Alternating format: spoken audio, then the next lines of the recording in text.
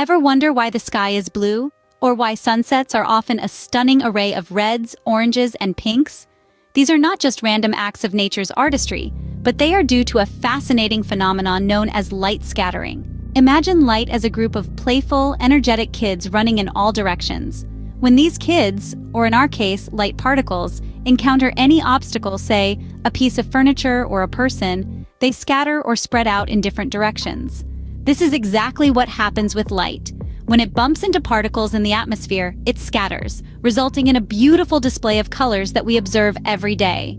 Light, as we know, is composed of different colors, each with its unique wavelength. Some have long wavelengths like red and orange, while others have short ones like blue and violet. Now, here's where it gets interesting. When light from the sun hits the Earth's atmosphere, it encounters tiny oxygen and nitrogen molecules. These molecules are much smaller than the wavelength of light, which causes the light to scatter in all directions. This phenomenon is known as Rayleigh scattering.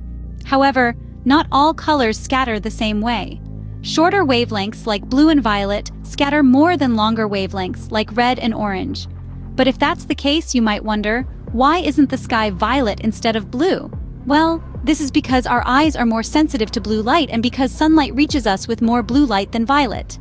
Now, what about the beautiful colors at sunrise or sunset? As the sun sets or rises, its light has to pass through a larger portion of the Earth's atmosphere.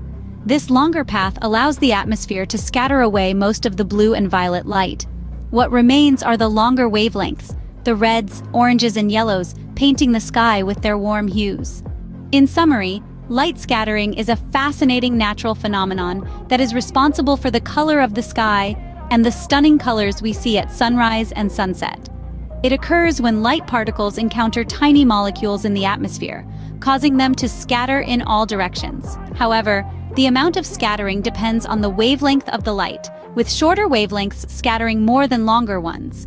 This scattering of light paints a vivid picture in the sky, one that has inspired poets, artists, and scientists alike for centuries. So the next time you gaze at the blue sky or admire a vibrant sunset, remember, you're witnessing the wondrous phenomenon of light scattering at work. It's a beautiful reminder of how even the most ordinary aspects of our daily lives are touched by the extraordinary principles of physics.